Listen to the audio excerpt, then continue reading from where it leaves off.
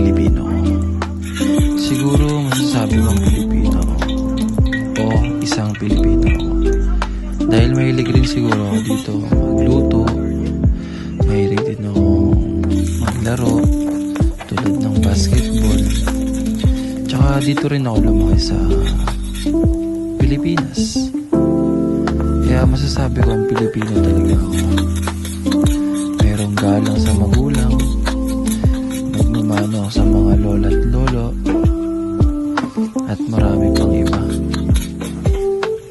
Hilig ko talaga magluto, kaya ito ang background ko.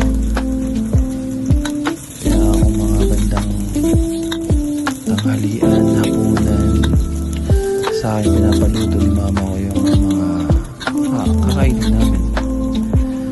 Then sa mga gusto ko naman ay mahilig rin talaga ako sa basketball, kahit anong sports, volleyball, yung mga ganyan.